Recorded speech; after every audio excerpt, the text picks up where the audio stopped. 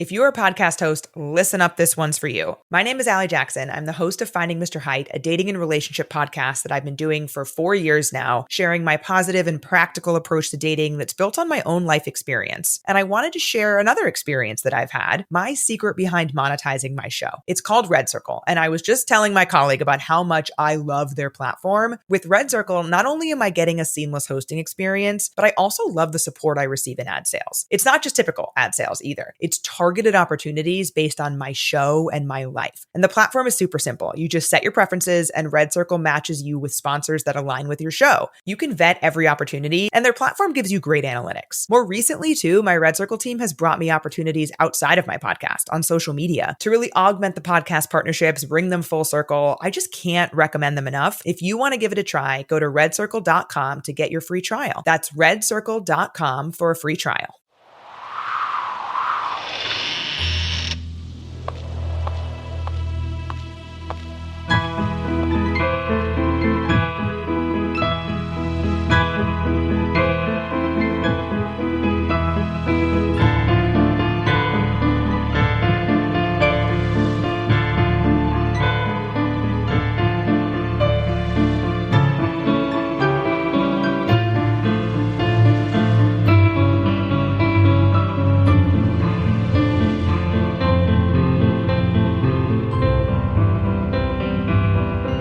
Things with Wings Productions, with the support of Whimsical Productions and Collected Sounds presents Episode 3 of The Skylark Bell. I'm your host, Melissa Oliveri. If you recall in our last episode, Magpie met her next-door neighbor, Lucas Starling, who took her on a tour of the town, but remained guarded when it came to sharing information about the spooky abandoned home across from them and the mysterious Farfalla. When we left them, the pair had just arrived at the restaurant. In today's episode, we'll continue our adventure with Chapter 3, The Early Bird, where Magpie has an uncomfortable encounter with one of the locals and gets the sinking feeling that earning the trust of the residents of Pocket may not be as easy as she hoped. On the bright side, she manages to learn just a little bit more about the mysterious abandoned farm across the street.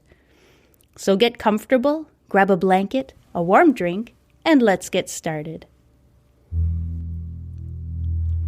Magpie and Lucas have stopped in front of a short walkway. At the end of it lies a quaint building with turquoise siding and a bright hand-painted board that reads The Early Bird in large, bold letters. Magpie notes the open sign in the glass door and heaves a sigh of relief. She was getting nervous that they were going to be late. Magpie and Lucas walk through the door and up to the lunch counter where they each sit on a bright red swiveling stool. Magpie looks around. The Early Bird has a great retro feel, with rows of booths lining each side of the restaurant, black and white tiled floor spreading across the expanse of the dining room, and bright brass light fixtures glowing along the turquoise walls. Being in there almost feels like traveling back in time. "What'll you have?" asks a dry, scratchy voice. Magpie turns to see a petite older woman in a white vintage-style waitress uniform, cap and all, staring at her from across the counter. I guess I haven't seen a menu yet," she says politely. The woman looks at Lucas, and with a nod in Magpie's direction says, "She ain't from here, is she?" in a disapproving tone. "Magpie just moved here. She's living in the house next door to mine," says Lucas, meeting the waitress's gaze with steely eyes. The waitress mutters something under her breath and pushes a paper menu across the counter. "We close in 20 minutes, so you're probably going to want to hurry up and choose. And we're out of the meatloaf, just so you know," she adds dryly.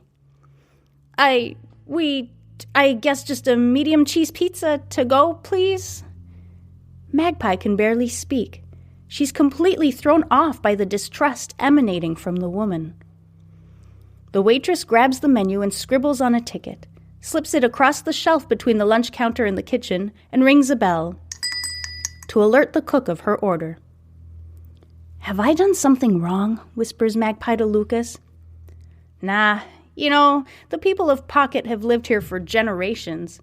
There hasn't been a new family in town since, Well, I guess mine, when my great-great-grandparents moved here. And they're just barely starting to trust us, he says, laughing. I'm just kidding about that last part. It'll be fine. Just give it some more time, he adds, in a reassuring tone. Magpie smiles at Lucas's joke, but she's only half listening. Through the opening in the wall between the kitchen and the lunch counter, she can hear hushed whispers between the waitress and the cook, who both keep glancing suspiciously back her way. Finally, the waitress comes through the double-hinged door to the right of the lunch counter, a pizza box in tow. "That'll be $10, says the waitress, holding out her hand. Magpie pays for the order, grabs the pizza box, and she and Lucas leave the diner. The waitress stands behind the glass door, her eyes fixed on Magpie, and flips the sign to "closed" as the diner's brass light fixtures go dark behind her. It is now sunset, and the sky is quickly getting dark. Magpie and Lucas walk swiftly down the main street toward their homes. As they near the abandoned house, Magpie opens her mouth to ask Lucas if he knows anything about its history. But before she can say a word, a flock of blackbirds lifts out of the grass, startling them. "Whoa, that was weird," says Lucas, his brow furrowed. "You don't usually see birds near Meadow Lane." "Meadow Lane?" inquires Magpie, excited to get a little information about the mysterious house. "Yeah, that's what that farm is called. I wasn't kidding, though. You really don't want to go there," he says, in a very serious tone, before continuing down the road at such a fast pace that Magpie can't keep up without jogging. He stops briefly at the bottom of his driveway and turns toward her. "Well, enjoy your pizza. Maybe I'll see you tomorrow," he says, his voice trailing off. "That would be great," she says. "I'd love for you to show me around some more." And around Meadow Lane, she thinks. She waves at him and jogs a little further to her driveway.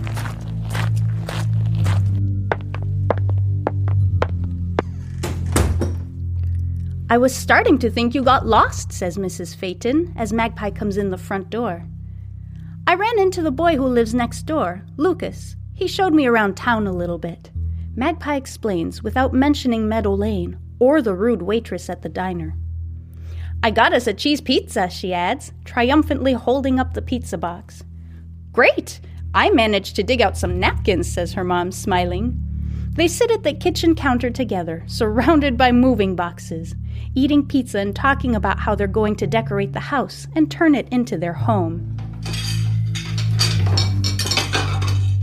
But at the back of her mind, Magpie can't stop thinking about the mysterious house on Meadow Lane.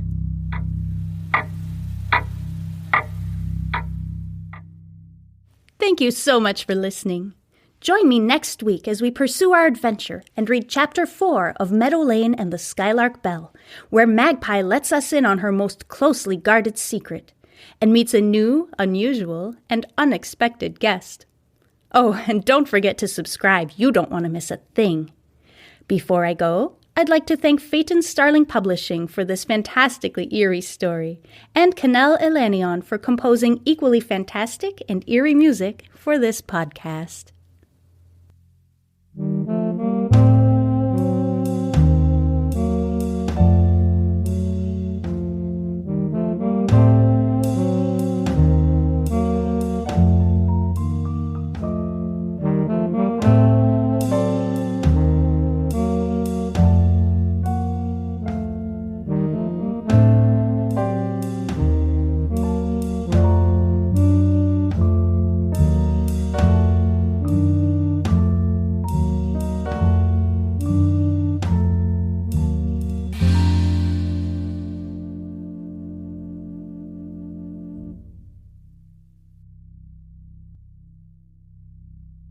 If you're a podcast host, listen up, this one's for you. My name is Allie Jackson. I'm the host of Finding Mr. Height, a dating and relationship podcast that I've been doing for 4 years now, sharing my positive and practical approach to dating that's built on my own life experience. And I wanted to share another experience that I've had, my secret behind monetizing my show. It's called Red Circle, and I was just telling my colleague about how much I love their platform. With Red Circle, not only am I getting a seamless hosting experience, but I also love the support I receive in ad sales. It's not just typical ad sales either. It's targeted targeted opportunities based on my show and my life. And the platform is super simple. You just set your preferences and Red Circle matches you with sponsors that align with your show. You can vet every opportunity and their platform gives you great analytics. More recently too, my Red Circle team has brought me opportunities outside of my podcast on social media to really augment the podcast partnerships, bring them full circle. I just can't recommend them enough. If you want to give it a try, go to redcircle.com to get your free trial. That's redcircle.com for a free trial.